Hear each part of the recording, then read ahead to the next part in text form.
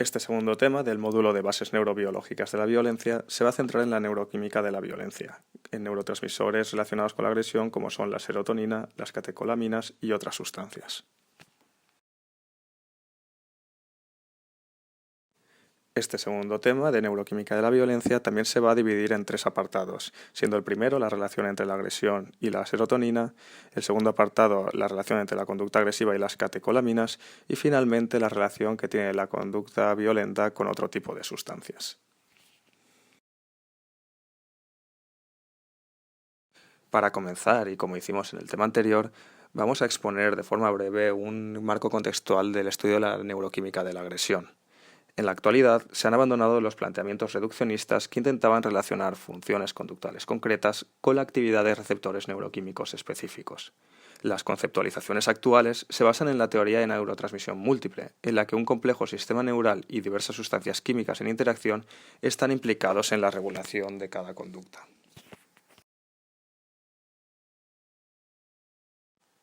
Como ocurría en el tema de los sustratos neurales y la agresión, los estudios en animales han sido de gran ayuda para el entendimiento de la conducta agresiva. Así pues, los estudios en animales han indicado que la serotonina es el neurotransmisor que guarda una relación más estrecha con la agresión y la violencia, considerándose un inhibidor de la mayoría de sus formas, ya que la impulsividad y la alta agresividad se relaciona con una disminución de los niveles o de la liberación de la serotonina. Sin embargo, a la hora de explicar esta relación, hay que hacer una diferenciación entre la agresión como rasgo o la agresión como estado emocional, ya que en este segundo caso se podría producir un incremento y no una disminución de la neurotransmisión serotoninérgica en diversas estructuras cerebrales.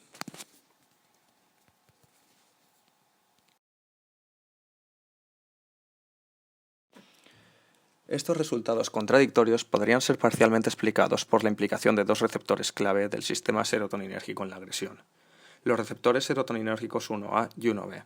Ambos receptores están ubicados tanto a nivel posináptico, donde tienen un efecto inhibitorio en las neuronas diana, como presináptico, donde desempeñan el papel de autorreceptores e inhiben la liberación cerebral de serotonina.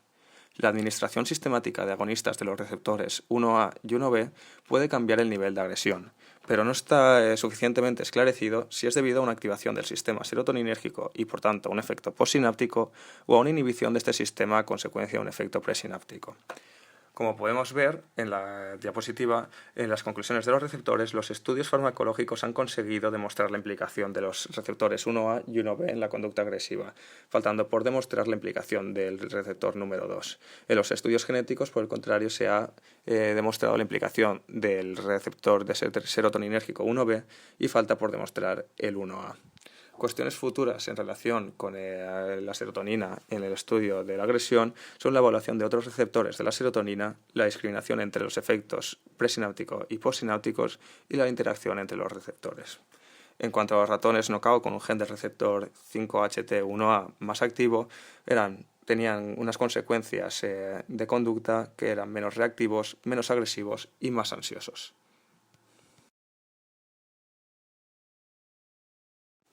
Diversas investigaciones han modificado los niveles de serotonina a través de la manipulación de las dietas. En concreto, se han modificado las concentraciones de triptófano, aminoácido que aparece en diversos alimentos y que es un precursor en la síntesis de la serotonina. Bien, en los resultados de diversos estudios experimentales que ya son considerados clásicos, llevados a cabo en ratones, mostraron que las dietas sin triptófano llevaban a un incremento de la conducta agresiva. Por el contrario, una dieta rica en triptófano disminuía dicha agresión, aumentaba la conducta de afiliación y también proporcionaba una mayor dominancia.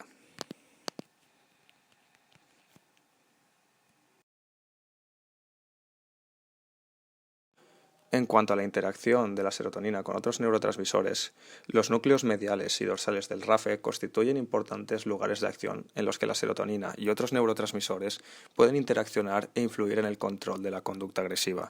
Así pues, la serotonina se puede ver influenciada por las catecolaminas a través de las proyecciones noradrenérgicas provenientes del locus coeruleus y las dopaminérgicas que proceden del área tegmental ventral. También se puede ver modulada por la acción del GABA, que puede disminuir la concentración de la serotonina a través de sus proyecciones procedentes del hipotálamo. Los cambios en la serotonina pueden representar una vía de acción común a través de la cual otros neurotransmisores pueden influir en la agresión y la violencia. Además, la serotonina puede interactuar con otros neurotransmisores como la acetilcolina y otras hormonas como puede ser la testosterona.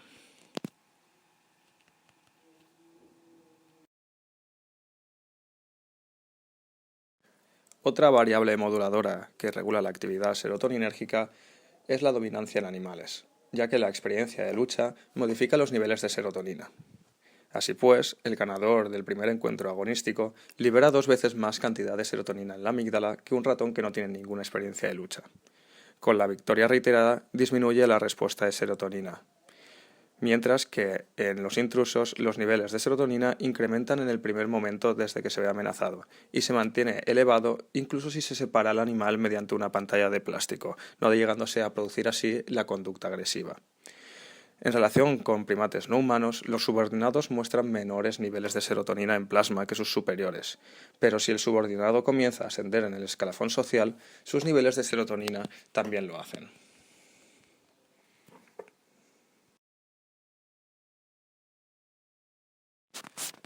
En relación con los estudios en humanos, a grosso modo se puede relacionar la baja actividad serotoninérgica con un aumento de la frecuencia e intensidad de reacciones agresivas, antisociales e impulsivas, y por el contrario, una mayor actividad serotoninérgica se relacionaría con una menor impulsividad, menor hostilidad y mayor conducta de afiliación.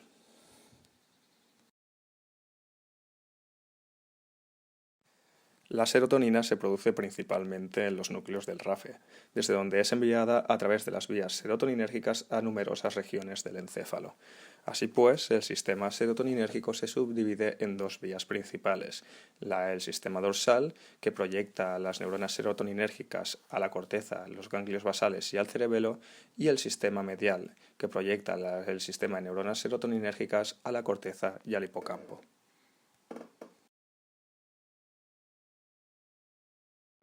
Como se puede ver, la serotonina está implicada en la regulación de un gran número de emociones y conductas, como las emociones relacionadas con el estado de ánimo, el ciclo sueño-vigilia y la conducta agresiva, no reduciéndose simplemente a estas, porque también se pueden ver involucradas la función cardiovascular, la regulación del sistema endocrino y la regulación de la temperatura.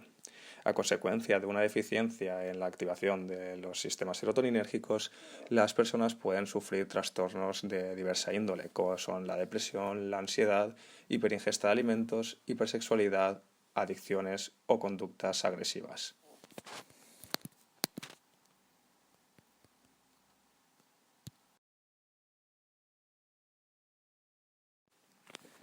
En este apartado vamos a hablar de los diversos estudios que se han realizado en relación con la actividad serotoninérgica y la conducta agresiva en humanos. Vamos a empezar con los estudios correlacionales, los cuales han mostrado que en general la agresión correlaciona con bajos niveles de serotonina. Como podéis observar, la muestra que se ha utilizado para realizar estos estudios se ha centrado en individuos con alta conducta agresiva, tanto interpersonal como intrapersonal. Bien, se han tomado tanto medidas directas donde se ha escrito un menor nivel de serotonina en cerebros post-mortem de delincuentes y suicidas, como medidas indirectas en las que destaca una baja concentración del ácido 5-hidroxindolacético, el principal metabolito de la serotonina, en líquido cefalorraquídeo.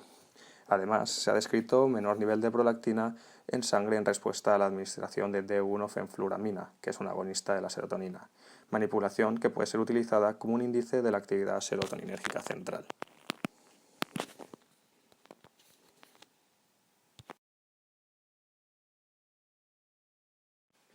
Otro tipo de estudios de gran importancia para la relación entre serotonina y la conducta agresiva son los estudios de neuroimagen.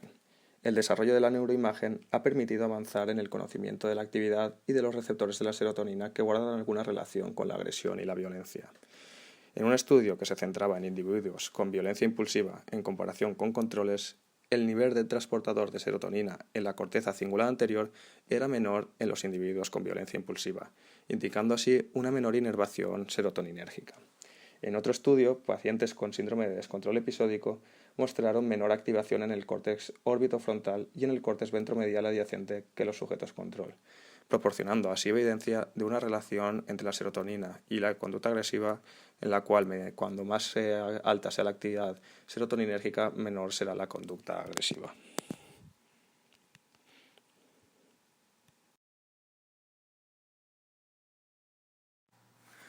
Otro tipo de estudios que está implicado en la relación serotoninérgica con la conducta agresiva en humanos son las pruebas endocrinas.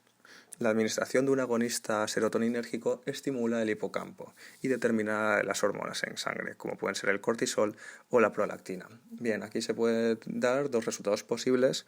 Un primero con un mayor nivel hormonal que determinaría una mayor actividad serotoninérgica, o por el contrario, un menor nivel hormonal que determinaría una menor actividad serotoninérgica.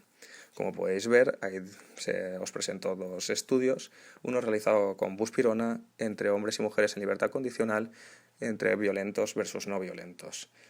Los violentos tenían un menor nivel de serotonina asociado a la buspirona. Bien, el otro estudio se realizó mediante fenfluramina y se utilizó un grupo control ante violentos impulsivos. Al igual que pasó en el anterior, el grupo de violentos impulsivos mostraron un menor nivel de serotonina, excepto en el grupo de las mujeres.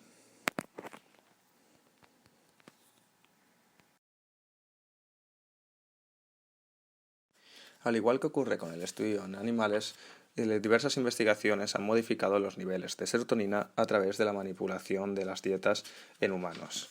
Los estudios en humanos han indicado que las dietas y bebidas ricas en triptófanos producen sentimientos de bienestar en personas altamente agresivas, pero no han tenido efectos claros en bajos agresivos. Por el contrario, las bebidas y dietas sin triptófano han incrementado la hostilidad e irritabilidad y la agresión en personas altamente agresivas, pero no han producido efectos en los individuos poco agresivos. Por todo ello, hay un efecto modulador en función del umbral para la agresión en humanos que no había sido identificado en roedores de laboratorio, ya que en este caso los altos agresivos son más susceptibles a los cambios serotoninérgicos. En cuanto a los estudios farmacológicos, se ha mostrado que los antidepresivos producen una disminución de la conducta agresiva. Los inhibidores selectivos de la recaptación de serotonina, como son la fluoxetina y la fluvoxamina, disminuyen la agresión en pacientes con daño orgánico y controlan la agresión en trastornos severos de la personalidad. Otro inhibidor selectivo de la recaptación de serotonina, la paroxetina, disminuye las respuestas agresivas a la provocación en laboratorio en hombres con historia de conducta agresiva en la infancia o hombres agresivos que habían estado en prisión. En general, se ha obtenido evidencia empírica suficiente para afirmar que los agonistas serotoninérgicos desempeñan un papel importante en el tratamiento y en la prevención de la conducta suicida.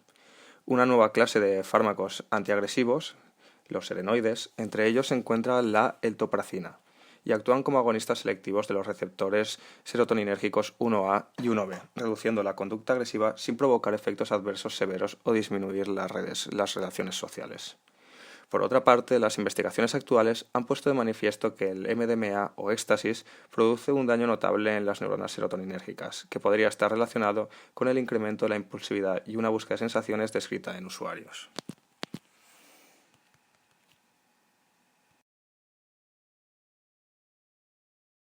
En relación con los estudios genéticos, se ha puesto de manifiesto que el gen para el receptor serotoninérgico 1B está relacionado con la conducta impulsiva y agresiva en individuos con el trastorno de personalidad antisocial y en alcohólicos con explosiones intermitentes de violencia. Por otro lado, se ha relacionado una variación del gen para el receptor serotoninérgico 7 con la impulsividad y agresión en alcohólicos violentos.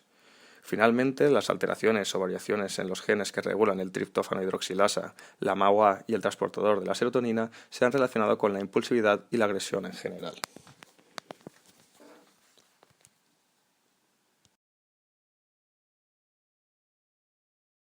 Existen diversas variables moduladoras y limitaciones en los estudios que estamos comentando. Una de ellas sería la relación de la agresión con el déficit de la serotonina. Esta relación no estaría asociada con la agresión premeditada característica de la psicopatía, sino que estaría más vinculada con la reacción exagerada que se produce como un reflejo automático en el agresivo impulsivo.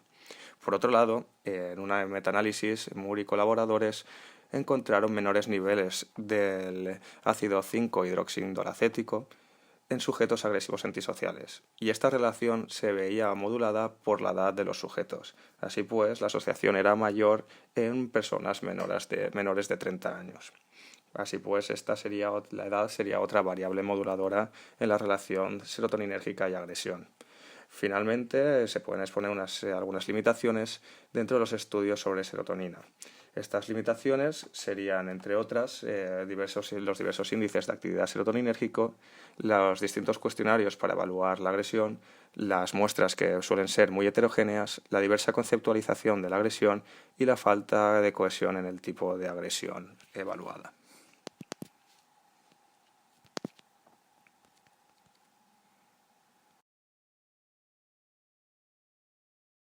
Como venimos afirmando desde el tema anterior, los diversos sistemas que están implicados en la agresión están en interacción unos con otros. En esta diapositiva vamos a hablar de la interacción que tiene la serotonina con los esteroides sexuales. Bien, después del quinto día de vida intrauterina y mediado por la acción de los esteroides sexuales, se produce un dimorfismo sexual en ratas, concretamente en los sistemas serotoninérgicos de zonas cerebrales específicas, que alcanza su expresión máxima en la vida adulta. El incremento de testosterona en la fase tardía de la gestación y en el periodo neonatal temprano induce una liberación de serotonina a nivel hipotalámico en el macho en comparación con la hembra. Se ha sugerido que la actividad serotoninérgica es mayor en hembras que en machos para proteger el sistema nervioso central de la testosterona, o, por el contrario, es menor en machos para permitir el efecto masculinizante máximo de la testosterona.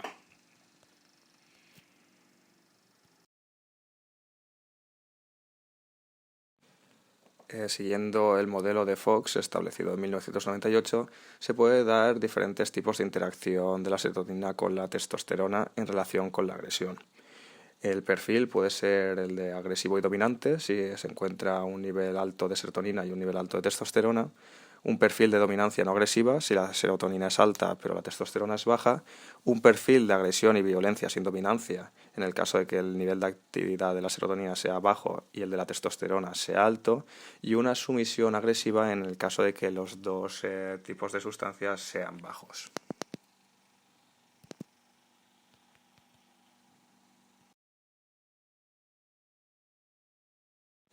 Así pues, como conclusión en el apartado de interacción de los esteroides sexuales con la serotonina asociado a la conducta agresiva, se puede afirmar que las hormonas sexuales esteroideas y la serotonina interactúan a diversos niveles, influyendo en la probabilidad de desencadenar la agresión.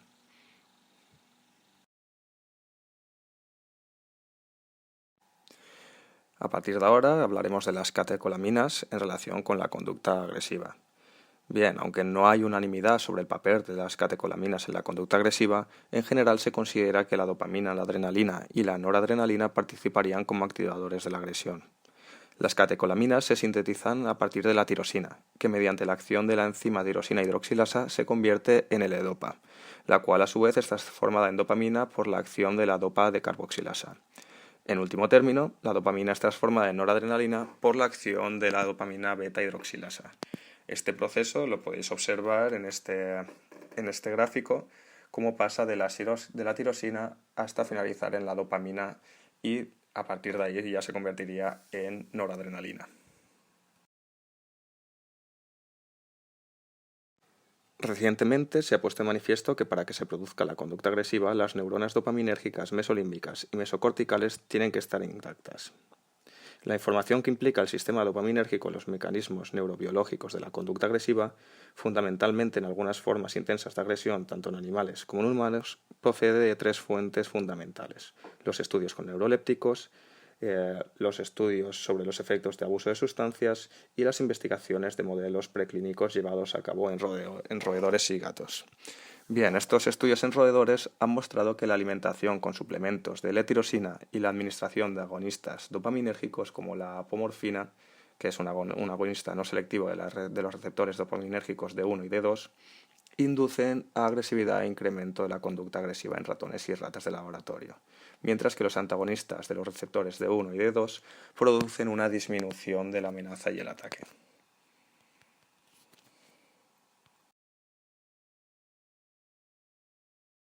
Respecto a los estudios con neurolépticos, hay que señalar que el análisis de los mecanismos neurales a través de los cuales los neurolépticos disminuyen la conducta agresiva indica que el receptor dopaminérgico D2 es el objetivo prioritario de las intervenciones antiagresivas eficaces.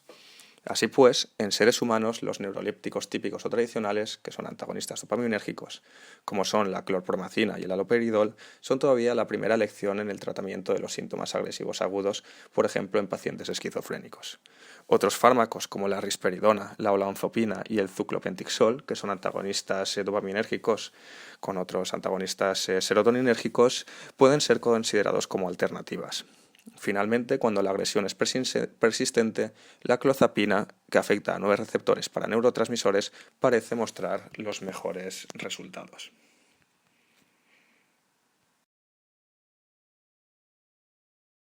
Por último, la violencia intensa ha sido relacionada con el consumo de sustancias ilegales. Por ejemplo, las anfetaminas, que son agonistas dopaminérgicos que actúan facilitando la liberación de dopamina o inhibiendo su recaptación y metabolismo, producen un incremento de la irritabilidad, la hostilidad y la conducta agresiva, pudiendo llevar a producir tras su administración prolongada el cuadro denominado psicosis anfetamínica. Por otro lado, las dosis altas de cocaína pueden provocar efectos adversos entre los que se encuentran un incremento de la intranquilidad y la irritabilidad, viéndose así una clara relación entre la toma de sustancias ilegales y un aumento de la conducta agresiva. Bien, en esta diapositiva vemos las principales funciones en las que interviene la dopamina, a saber, el control del movimiento, el refuerzo y algunas funciones cognitivas como son la atención, el aprendizaje y la memoria. Bueno, estas funciones parecen estar todas involucradas con la conducta agresiva. En primer lugar, el control del movimiento es necesario para que se dé la expresión de la conducta agresiva. En segundo lugar, el refuerzo, si es positivo tras una situación de agresión, puede perpetuar la conducta agresiva. Y finalmente, las 3 funciones de atención, aprendizaje y memoria pueden relacionar estímulos con sentimientos negativos o de búsqueda de estímulos amenazantes, cosa que promovería la conducta agresiva.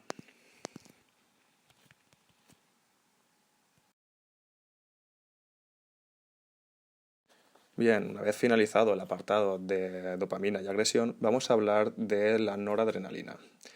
Bien, la noradrenalina afecta a la conducta agresiva a través de 3 niveles diferentes: hormonal, autónomo y central. A través del sistema endocrino, preparando el metabolismo para la lucha o la huida, mediante el sistema nervioso autónomo, estableciendo una reacción autónoma apropiada, y a través del sistema nervioso central noradrenérgico, influyendo en la preparación del animal, ya que produce el cambio de atención hacia estímulos socialmente relevantes, el incremento de la función olfativa, la disminución de la sensibilidad al olor y el incremento de la memoria. Los efectos más específicos se refieren a que una ligera activación del sistema noradrenérgico central estimula la agresión y la lucha ante el conflicto, mientras que una fuerte activación produce el efecto contrario, es decir, inhibe la agresión evitando el conflicto. Este efecto bifásico puede permitir al animal enfrentarse o evitar el conflicto dependiendo de la fuerza del desafío social. Simplemente decir que 2 receptores que están vinculados con la agresión a nivel noradrenérgico son los receptores noradrenérgicos alfa-2, que está relacionado con el inicio y mantenimiento de la agresión, y el receptor noradrenérgico beta, que está relacionado con el control a la adaptabilidad de la respuesta agresiva.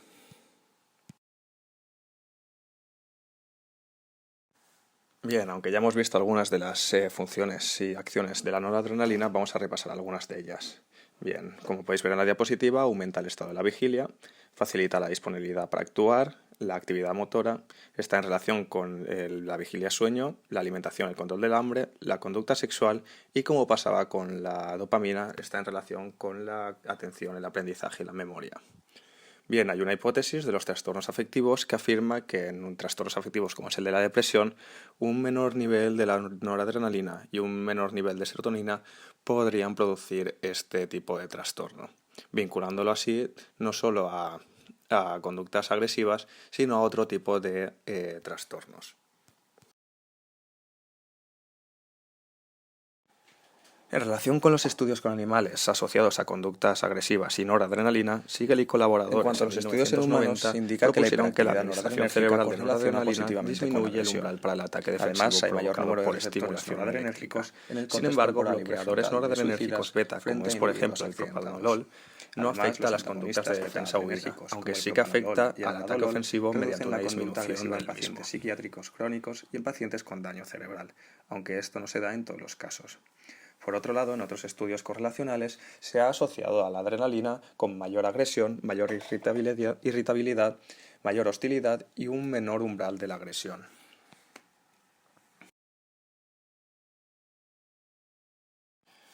Otro neurotransmisor de gran importancia para la conducta agresiva es la acetilcolina. Según López Muñoz, este neurotransmisor promueve la inducción de la conducta agresiva. Las principales investigaciones se han centrado en los agentes parasimpático-miméticos, en los agonistas colinérgicos y en los inhibidores de la acetilcolinesterasa. En estudios en animales, la administración de agonistas colinérgicos en el hipotálamo y en la amígdala han producido un efecto de inducción a la conducta agresiva en ratas. En estudios en humanos se han realizado estudios sobre la intoxicación por pesticidas que tienen, entre otros componentes, potentes inhibidores de la colinesterasa como organofosfatos y carbamatos. Por todo ello, las alteraciones en la actividad colinérgica pueden contribuir a la hiperactividad de regiones subcorticales límbicas y fomentar la disforia o irritabilidad, lo que a su vez puede desencadenar en la conducta agresiva.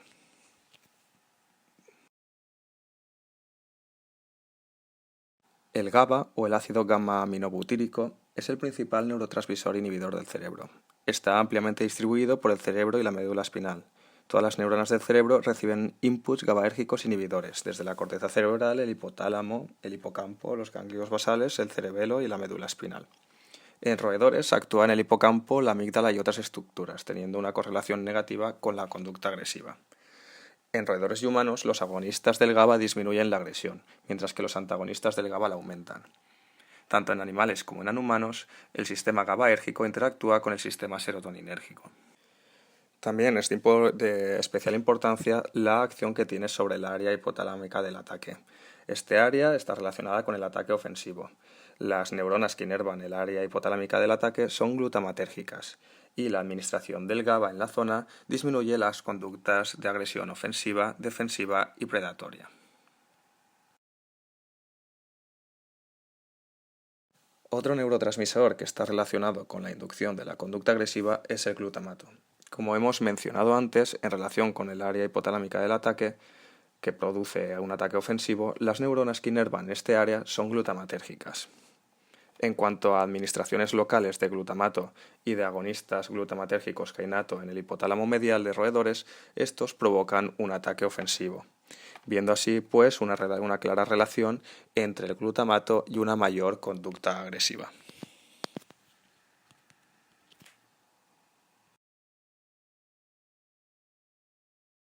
Ahora vamos a hablar del óxido nítrico. Las investigaciones centradas en este neurotransmisor se han centrado en los estudios con animales.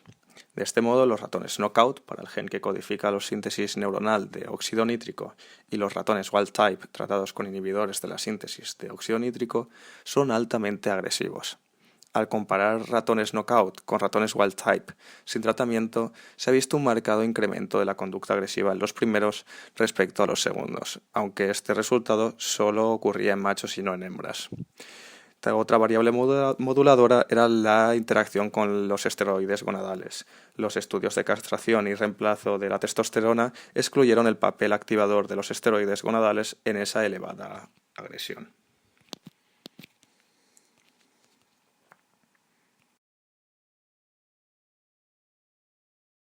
Continuamos con la vasopresina y la agresión. A grandes rasgos, este neurotransmisor es un facilitador de la conducta agresiva. Bien, los estudios en animales han indicado que la administración de vasopresina en el hipotálamo anterior y en el ventrolateral y en la amígdala central produce un incremento de la conducta ofensiva, mientras que la administración de un antagonista disminuye o inhibe la conducta ofensiva.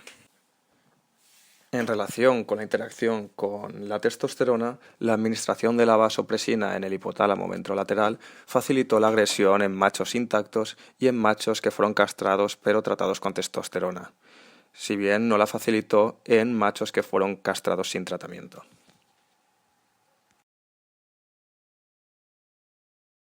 Respecto a la interacción entre la vasopresina y la serotonina, podemos ver como a grandes rasgos la vasopresina correlaciona positivamente con la agresión y la serotonina correlaciona negativamente con la agresión. A su vez, la serotonina correlaciona negativamente con la vasopresina. Esto es debido a que la serotonina es un inhibidor de la actividad de la vasopresina. Esto se ha visto respaldado en estudios que han visto que la hiporresponsividad del sistema serotoninérgico contribuye a una mayor liberación central de vasopresina, facilitando así la conducta impulsiva y la conducta agresiva. Así pues, podemos decir que la vasopresina está modulada por un lado por la serotonina y también está modulado por otro lado por los andrógenos como la testosterona. En relación con la oxitocina, podemos decir que es un gran inhibidor de la conducta agresiva. Entre sus principales funciones encontramos la facilitación de la lactancia y el parto, la modulación de procesos cognitivos, sociales y emocionales, el reconocimiento de estados mentales complejos y la decodificación de recuerdos sociales positivos. A su vez, la oxitocina desempeña un papel importante en la regulación de la conducta social en ratones, estando incluso relacionado con la confianza y la generosidad en humanos. La falta de oxitocina, así, puede contribuir a la aparición de hostilidad, miedo y pérdida de confianza, que en último término podría llevar al desencadenamiento de la agresión.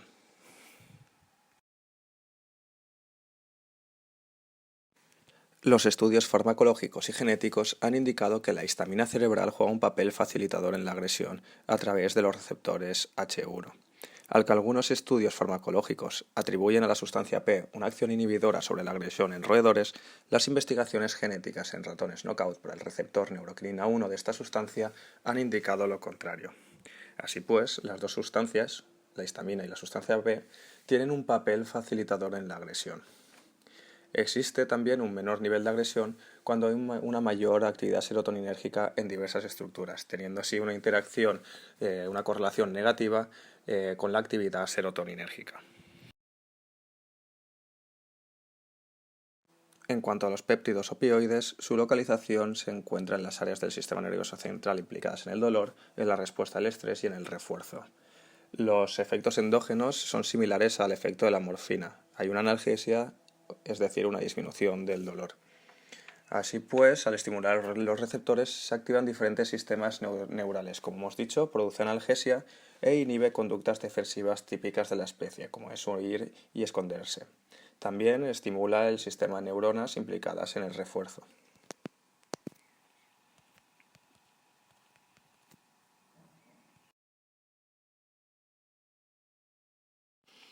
En esta diapositiva final concluimos el tema de neurotransmisión y agresión. Aquí exponemos una tabla simplificada de la relación entre los neurotransmisores y la conducta agresiva. A la izquierda podéis ver los neurotransmisores que facilitan la conducta agresiva y a la derecha los que la inhiben. Los neurotransmisores que están resaltados son aquellos que son los principales asociados a la conducta agresiva.